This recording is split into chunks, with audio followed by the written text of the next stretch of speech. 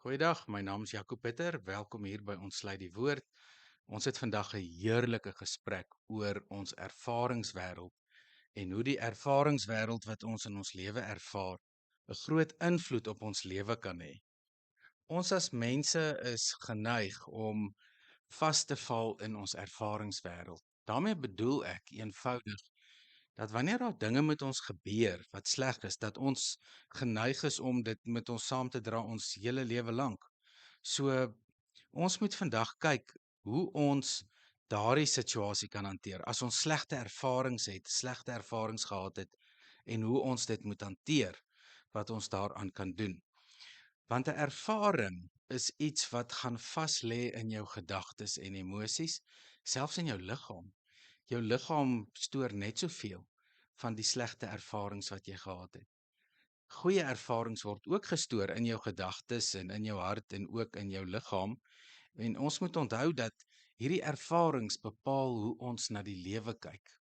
En wanneer ons gaan verstaan hoe ons na die lewe kyk, sal dit ons help om die ervarings waardeur ons gaan te kan hanteer. Daarom is dit belangrik dat ons ook gaan kyk na wat die woord vir ons hieroor sê. En ons kyk vandag na Genesis, veral na die verhaal van Josef, waarmee hy so goed bekend is. En ons weet dat Josef in sy lewe deur moeilike omstandighede gegaan het. Almal ken die verhaal baie goed, waar hy vir sy broers en sy pa vertel van die drome wat hy het, en wat die uiteinde daarvan was, dat hy verkoop was om in Egipte 'n slaaf te wees. En ons weet ook die probleem van die haat van die broers teenoor hom wat hom wou doodmaak, en die uitvloeisel van 'n pa wat hom eintlik bederf het en voorgetrek het bo die ander broers. So ons sien hier dat Josef 'n ervaringswêreld gehad het wat redelik interessant was en half nie so gesond soos wat ons altyd dink nie. Maar in dieselfde asem met Jakob ook 'n ervaringswêreld gehad en so ook elkeen van Josef se broers. So ons kan regtig in elkeen van hulle se lewe ook ingaan, maar ons het net nie genoeg inligting van hulle daarna nie. Dis redelik beperk. So ons weet van Josef baie meer. So kom ons gaan in op Josef en ek wil hê dat jy ook op 'n manier na jou eie lewe moet kyk en vir jouself moet vra, wat leer jy by Josef? Want ons weet dat Josef ook wysheidsliteratuur is. Dis soos Psalms en Spreuke en Job en Prediker. Is Josef se verhaal eintlik vir ons ook 'n lewe van wysheid en dan ook 'n lewe van opoffering en 'n verhaal van iemand wat sy lewe aflê ter wille van ander mense. Josef kom in Genesis 45. Dit is nou nadat hy sy broers op en af gestuur het terug na sy pa toe en nadat hy sy boetie in die tronk gesit het en na al hierdie dinge wat hy gedoen het, kom hy in Genesis 45 en hy maak homself bekend aan sy broers. En dan sien ons wat hier gebeur is dat Josef in die eerste plek so hard huil dat die mense in die paleis hom hoor. Daarmee gee hy te kenne hoe intens en traumaties die afgelope ongeveer 20 jaar in sy lewe was. Hy was min of meer 17 toe hy verkoop was en min of meer hier by die laat 30s toe hy sy broers vir die eerste keer weer gesien het. Ons weet die datums is dalk maar net tentatief, maar dit gee vir ons regtig 'n baie goeie idee om in ons eie lewe te probeer verstaan hoe lank 'n mens met 'n slegte ervaringswêreld kan loop, tot 'n mens op 'n punt kom om te sê, maar hier moet 'n oplossing kom. Hierdie slegte ervaringswêreld moet nou stop. Hierdie ervaringswêreld moet nou genees en die manier wat ek na die lewe kyk moet nou verander. En dit is wat ons hier by Josef leer in Genesis 45. Die eerste wat hy dus doen is ons lees in Genesis 45 dat hy so gehuil het dat die paleiswagte hom gehoor het. Nou ons weet dat hy dan 'n regtig groot keel moes opsit en dat dit vir hom regtig 'n baie intense en spanningsvolle ervaring was om sy broers weer te sien, maar veral dan om vir hulle dan te sê wie hy is. En vir ons is dit net so belangrik om eerlik te wees oor die emosionele spanning wat ons in ons lewe het as gevolg van ons ervaringswêreld. En ek weet baie mense kan sê dis dalk 'n oorvereenvoudiging van Josef se verhaal, maar ons sien dat dit belangrik is dat wanneer ons onsself weer voorstel om te sê ek is wie ook al my naam is, dat dit tog op 'n manier spanning gaan wees as jy jouself regtig wil reveal, as jy regtig self vir mense wil sê wie jy as individu is. En dit doen Josef nadat hy so hard gehuil het dat die Egiptenaars en die mense in die Farao se paleis hom gehoor het, sê Josef vir sy broers, ek is Josef, leef pa werklik nog? En hiermee wil hy vir hulle te kenne gee dat hy die een is wat die drome gehad het, dat hy die een is wat die moeilikheidmaker was in hulle oë, en dat hy die een is wat deur hulle verkoop was. Nou jy kan jouself net indink wat 'n skokkende ervaring dit moes wees vir sy broers, wat eenvoudige mense was wat kom kos haal het om vas te kyk in die persoon wat in beheer is van die kos in Egipte. En die persoon wat die mag het om enigiets met hulle te laat gebeur. So mens kan die vrees en die angs by hulle net probeer begryp. Die tweede vraag wat Josef vra is, leef pa werklik nog? So vir hom gaan dit absoluut oor sy familiebande, oor sy pa, oor sy liefde vir sy pa en waar sy pa is. Nigter weet hoekom hy nooit gaan navraag doen uit die afgelope klompie jare wat hy in Egipte was nie. Niemand ken daardie omstandighede nie en die Bybel praat ook nie daaroor nie. So ons kan nie onsself daaroor uitlaat nie. Maar wat ons wel hier sien is dat Josef 'n intense verlange gehad het na sy pa en dat sy verlange na sy pa vir hom dalk meer intens was en ek dink elkeen van ons kan onsself net indink hoe traumaties dit moet wees as jy lief is vir jou pa en jou pa jou al voortrek en ewe skielik is jy weg en verkoop en word jy soos 'n slaaf behandel en moet jy ook vir 'n paar jare in die tronk sit. So dit moes vir hom 'n geweldige verlange gewees het na sy pa. En daarom dat hy dit natuurlik vir hulle vra. En ons weet ook dat sy broers bang was vir hom. Ons lees dit in vers 3, die tweede gedeelte. Sy broers kon hom nie antwoord nie. Hulle was te bang vir hom. Nou dit kan ons heeltemal verstaan, want ek dink elkeen van ons sal net so bang gewees het as ons die culprits was wat ons boetie verkoop het en hier staan 'n maghebber voor ons en hy maak homself bekend as ons broer. Natuurlik is dit 'n totale disoriëntasie en is dit 'n geweldige skok dalk vir sy boeties, want wat Josef dan volgende sê is nog meer interessant. Hy sê vir hulle kom na my toe en toe hulle nader kom sê hy ek is julle broer Josef. Julle het my verkoop en ek is Egipte toe gebring. Hier kom hy met die volle sak patats en hy kom sê vir hulle presies wie hy is en hy kom sê presies vir hulle wat hulle gedoen het. Nou hier is vir ons een of twee of drie belangrike dinge. Die eerste is dat hy hulle nader roep en in die antieke tyd, Mediterrane tyd, weet ons dat hy nou die spanning van die bande wat vertroebel het op 'n manier hier wil herstel deur hulle nader te roep en vir hulle na hom toe te laat kom om dan ook vir hulle die nodige veiligheid te laat voel. En dan sê hy vir hulle in hierdie intieme oomblik, ek is julle broer Josef. Nou jy kan jouself indink wat nou gebeur, want nou word sy identiteit vir 'n tweede keer aan hulle bekend gemaak en hy sê vir hulle ek is julle boetie Josef. Om alle misverstande uit die weg uit te ruim, moet hierdie broers nou presies weet wie hier voor hulle staan. En dan leer ons 'n belangrike ding wat Josef hier sê. Julle het my verkoop. So Josef leer vir ons hier wysheid. En hierdie wysheid is dat ons die skande op die naam moet noem.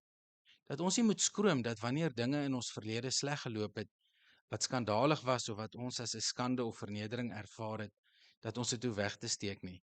Inteendeel, ons leer hier dat ons die manne moet of die waagmoed moet hê of die vroue moet hê om te sê, dit is wat met my gebeur het en wie dit dan veroorsaak het. Nou leer ons hier by Josef 'n volgende wyse ding.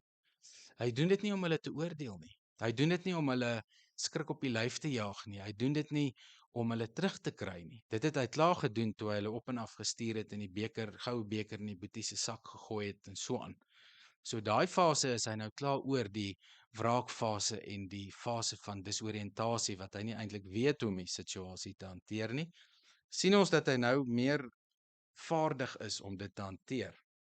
En nou staan hy voor hulle en hy sê julle het my verkoop. En in jou lewe kan jy bietjie gaan dink, intens gaan dink, watter dinge in jou ervaringswêreld in jou verlede, het jy soos 'n skande ervaar? Het jy soos 'n vernedering ervaar? Het jy ervaar maar daardie ding het my dalk geknak, of dalk was ek geboelie op skool en seuns het my seer gemaak, of ek was 'n dogter op skool en my maatjies het my verneder en uitmekaar getrek met hulle woorde in my hart vol pile gesteek, of wat die geval ook al is. Dit kan wees dat jy in jou verlede dalk deur 'n molestering moes gaan, of egskeiding, of 'n familietwis, of dat jy verneder was by jou werk, dat jy jou werk verloor het. Dit kan wees dat jou ervaringswêreld in die lewe sleg was en heeltemal op 'n ander vlak lê.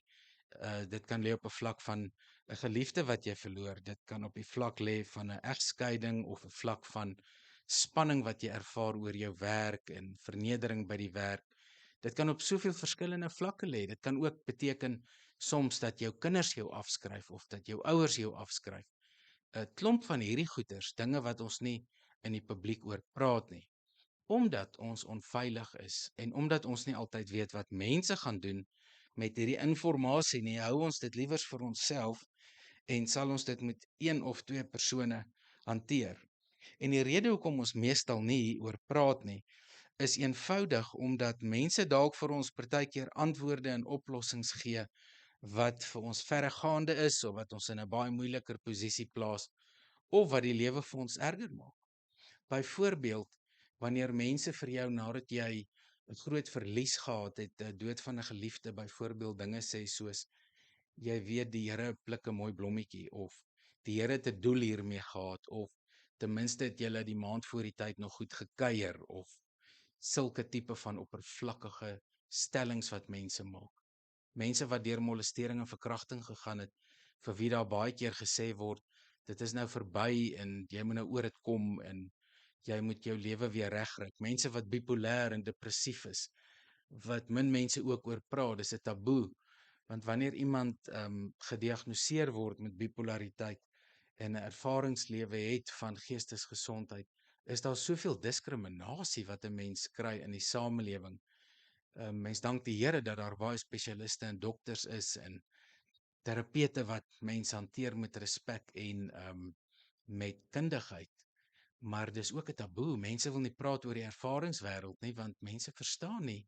Ander mense verstaan nie hierdie kondisies nie. Dieselfde wanneer jy deur 'n egskeiding gaan, want wanneer jy deur 'n egskeiding gaan, is daar mense wat aan die een kant vir jou kant kies en jou opmaak teenoor jou huweliksmaat voordat jy skei. Daar's mense wat kant kies en wat later saam met jou 'n geveg veg en jou kop vol giftige dinge praat wat dinge net vererger. Of daar's mense wat die ander party net so sleg maak en sleg sê dat jy nie eintlik meer kans sien om saam so 'n persoon in 'n huwelik te wees nie. Of mense oordeel jou omdat jy deur 'n egskeiding gaan, of hulle oordeel jou omdat jy nie meer kans sien om voort te gaan nie. En so kan ek baie voorbeelde noem hoekom mense nie in hulle lewe wil praat oor hulle ervaringswêreld nie. En daarom word baie van hierdie gedagtes en emosies privaat. En wanneer dit privaat raak, sit ons met hierdie innerlike lyding, hierdie innerlike swaar kry, waardeur ons gaan om te probeer oorleef. Nou vandag wil ek vir jou uitnooi dat jy van vandag af sal begin vir jouself sê, ek gaan die ding op die naam noem. Ek gaan die ding 'n naam gee waardeur ek gaan. En as dit drank is, dan sê vir jouself, drank is 'n probleem in my lewe. As dit enige van die vorige voorbeelde is wat ek genoem het, moet jy vir jouself sê, dit is die dilemma waardeur ek gegaan het. Dit is my probleem. Dit moet hanteer word.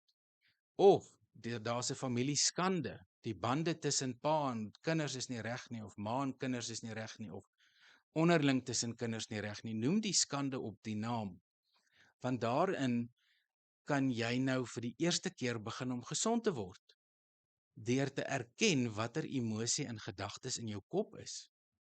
En wanneer jy dit erken, dan kan jy jou lewensuitkyk begin verander. Dan word jy nie meer deur hierdie skande, deur hierdie trauma gedryf nie, deur hierdie verlies. Dit bepaal nie meer jou identiteit nie.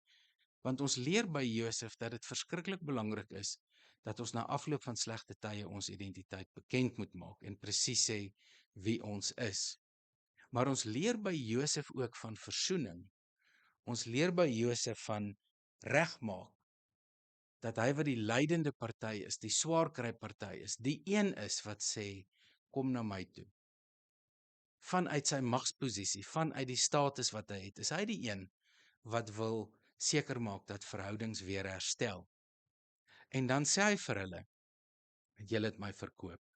En ek wil vir jou uitnooi dat jy vandag braaf genoeg sal wees om die skande op die naam te noem. Ek gaan ook my e-posadres aan die einde van hierdie program gee, dat jy met my kan kontak maak as jy dalk sit met een van hierdie dilemmas en dat jy dalk net wil hê dit moet ontlont word in jou lewe, dat jy vorentoe kan gaan. Nou sê Josef vir hulle in vers 5, nadat hy die skande op die naam genoem het, maak hy 'n verskriklike interessante sprong in die regte rigting. Hy neem 'n sprong in die rigting van genesing. Hy is braaf genoeg om die volgende tree te gee en die hele groep, die familie waarin die skande plaasgevind het, na 'n volgende vlak toe te vat. Vers 5, maar julle moenie sleg voel of bang wees omdat julle my verkoop het nie, want God het my voor julle uitgestuur om lewens te red. Dit is nou maar die 2de jaar van hongersnood. Daar lê nog 5 jaar voor waarin daar nie geploeg of geoes sal word nie.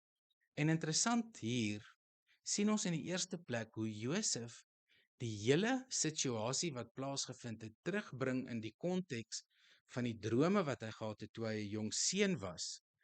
Maar wanneer hy dit doen, doen hy dit nie verwytend nie. Hy sê nie vir hulle, ek het julle mos gesê, julle wou nie na my luister nie. Daar's geen arrogansie meer in Josef hier nie.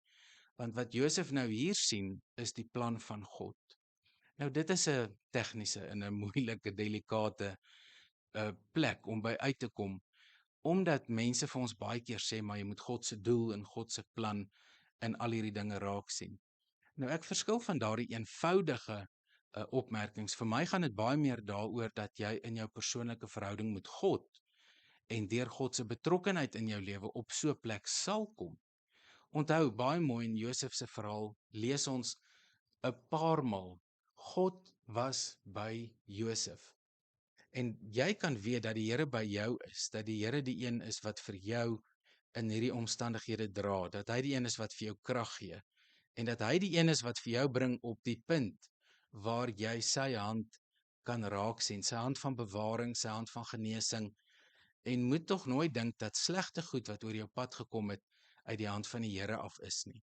Sien liewerster in jou lewe dat die Here sy doel bereik met jou lewe, ten spyte van wat sleg is, want ons leer dit by Josef, ten spyte van wat sy broers aan hom doen, het God nog steeds sy doel met Josef bereik, want dit was God se plan met Josef, om hierdie drome te kry, en dan na Egipte toe te gaan.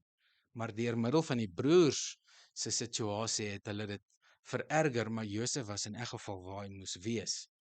En dan gebruik die Here vir hom. So die Here kom en hy herstel hierdie familieskande op 'n manier deur vir Josef dan te gebruik om te sorg vir die mense vir kos. Dit sê vir ons dat ons uit disoriëntasie na reoriëntasie toe kan gaan. Want slegte goed disoriënteer ons. Ons het klaar gepraat oor Josef se disoriëntasie as kind, hoe hy verkoop was, hoe hy in die put gegooi was, hoe hy in die tronk gegooi was, onskuldig, en wat hy alles in die tronk moes deurgaan. Kan jy jouself net indink watter disoriëntasie dit in jou lewe is? En ons weet, swaar kry laat ons groei. Ons weet dat swaar kry ons help om sterker te word. Ons weet dat die Here tydens swaar kry by ons is. Maar ons weet ook dat ons nie in hierdie lewe gespaar word van swaar kry nie. Ons is nie vrygeskeld van swaar kry nie, want ons leef in 'n wêreld tussen mense. Mense wat sonde doen, mense wat haat, mense wat wreed is, mense wat oor ander mense wil loop. En daarom moet ons by Josef leer dat ons kan reoriënteer, dat ons weer tot verhaal kan kom, dat ons weer ons doel in perspektief kan verstaan, en dat ons weer God se rol in ons lewe kan raak sien. Want dit is wat Josef dan sê, nadat hy vir hulle sê, moenie sleg voel of bang wees nie. Met ander woorde, weer kom stel hy hulle gerus, want vir hom gaan dit op hierdie oomblik oor die groter prentjie van God, en dit gaan vir hom hier oor die hand van God wat in sy lewe werksaam is. En dan sê hy, God het my voor julle uitgestuur om lewens te red. So van verkoop na gestuur, lees ons in Genesis 45. Julle het my verkoop, ek is Josef, julle het my verkoop, en hy beweeg na, moenie bang wees nie, omdat julle my verkoop het nie, want God het my gestuur. Hier sien ons dat Josef herformuleer. Hier sien ons dat Josef die hele situasie vanuit 'n ander hoek beskryf. Ons sien hier dat hy die lewenservaring totaal anders ervaar op hierdie stadium. Hy skep 'n nuwe lewenservaring. Hy is op die punt om sy gedagtes en emosies aan God oor te gee, om God raak te sien in alles, en hy herformuleer vir sy broers dat God hom gestuur het. Hy sê dieselfde weer in vers 7, herhaal hy dit vir 'n tweede maal. God het my voor julle uitgestuur om vir julle 'n oorblyfsel in hierdie land te laat oorbly, om julle aan die lewe te hou, en sodat baie aan die dood sal ontkom. Vir 'n tweede maal herformuleer Josef dit vir sy broers en gee hy hiermee te kenne wat regtig in die diepte van sy hart aan die gang is.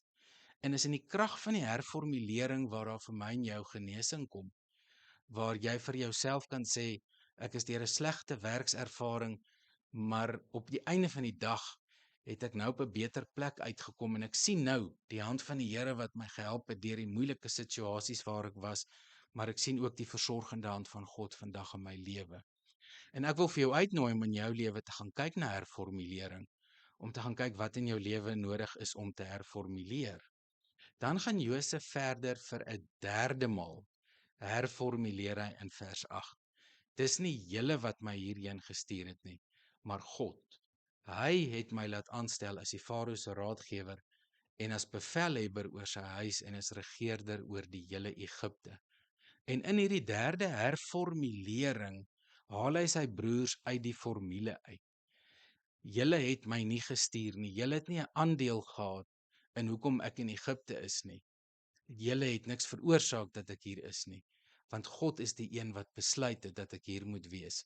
En in hierdie herformulering van Josef, wys dit vir ons dat God hom aangeraak het en hom genees het, dat God die een is wat in sy lewe vir hom volkome genesing bewerk het, en dat hy die een is wat vir Josef aangestel het, dat hy die een is wat vir Josef die mag gegee het, dat hy die een is wat vir Josef die gesag gegee het, en dat Josef dit doen omdat God hom aangestel het. En dan sê hy weer vir hulle, vir 'n tweede maal, kom na my toe, moenie huiwer nie, kom na my toe. Hy herstel die verhoudinge. Hy is die een wat die uitnodiging rig dat die familiebande weer moet herstel, nie net emosioneel nie, maar nou geografies. En hy sê vir hulle, kom bly in die Gosenstreek. Met ander woorde, hy wil nou die intimiteit op so 'n manier herstel, dat dit ook geografies verander. En dan sê hy vir hulle, dan is pa naby my, pa en pa se seuns en kleinseuns en kleinvee en grootvee en alles wat pa besit, kan hierheen kom en ek sal vir pa onderhou, want daar lê nog 5 jaar hongersnood voor. So sal pa nie verarm nie. Pa en pa se familie sal almal by pa kan oorleef. Hiermee wil hy vir hulle dan sê, ek neem verantwoordelikheid dat dit met julle goed sal gaan. En ons sien hoe Josef hierdie geweldige spronge maak in hierdie hoofstuk, wat eintlik vir ons in ons koppe nie heeltemal sin maak nie, en wat baie van ons nie kans sien om te doen nie. Maar hierin lê baie wysheid. Ek het in die begin gesê, hierdie is 'n wysheidsverhaal. Hierdie gaan oor wysheid. Hierdie gaan oor hoe om die lewe te bemeester. En om die lewe te bemeester kan plaasvind wanneer jy op die punt is om te sien wat God in jou lewe doen. En ek wil vir jou uitnooi op hierdie oomblik. Maak jou oë oop. Sien wat God regtig in jou lewe doen. En dan sê Josef, julle sien self, sien dit ook. My broer Benjamin ook. Dit is ek wat met julle praat. Vir 'n derde keer maak hy homself bekend. So ons sien hierdie 3 herhalings van sy identiteit wat hy bekend maak. Ons sien die 3 herformulerings. En dan in vers 13, julle moet vir pa vertel van al my mag hier in Egipte en van alles wat julle gesien het, maak gou en bring vir pa hierheen. En dan gaan Josef verder met die intimiteit vir 'n derde keer ook. Kom hy met die intimiteit.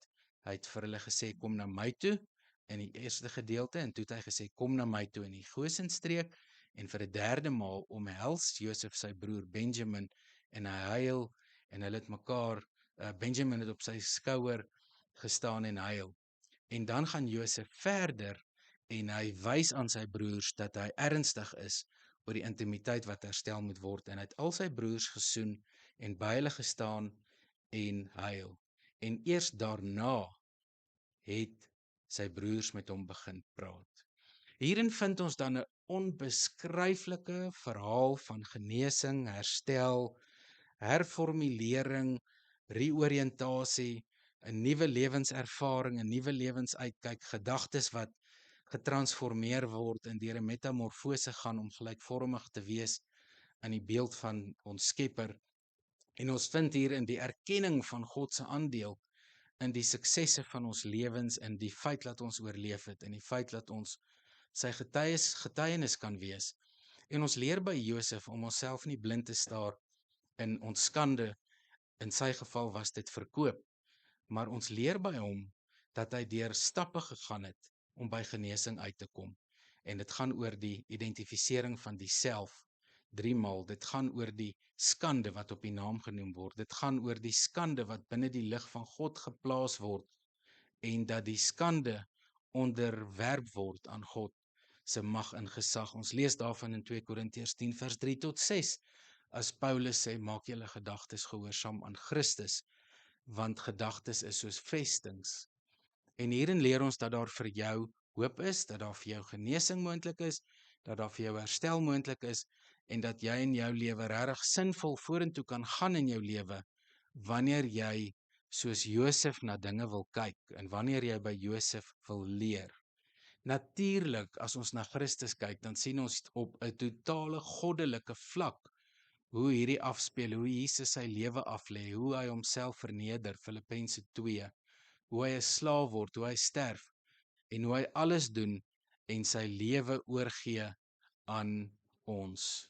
En dat hy vir ons help om uit hierdie skandes op te staan. Dis hy wat ons reinig van ongeregtigheid. Dis hy wat ons help om ander te vergewe, wat vir ons die opdrag gee om te vergewe. Dis hy wat herstel, herskep en genees. Dis hy wat vandag vir jou uitnooi. Almal wat moeg en oorlaai is, kom na hom toe. En Jesus nooi vandag ook vir jou uit, dat jy met jou laste na hom toe gaan en dat jy alles in sy hande oorgee. Kom ons bid saam.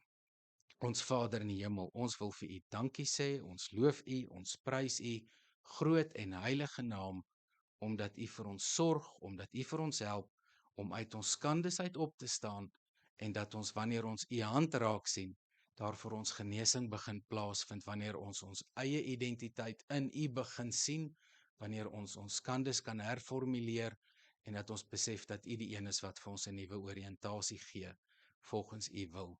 Ons loof en prys u naam daarvoor, in Jesus se naam. Amen. Nou vriende, jy's baie welkom om vir my e-pos te stuur by jpitter@outlook.com, jpitter@outlook.com, indien jy in verbinding wil tree, of indien jy dalk net 'n e-pos gesprek wil hê, of indien jy sommer net jou storie wil deel. Mag die Here vir jou baie ryklik seën en mag jy 'n wonderlike dag verder hê, en ek bid vir jou net alles wat mooi is toe. Groete.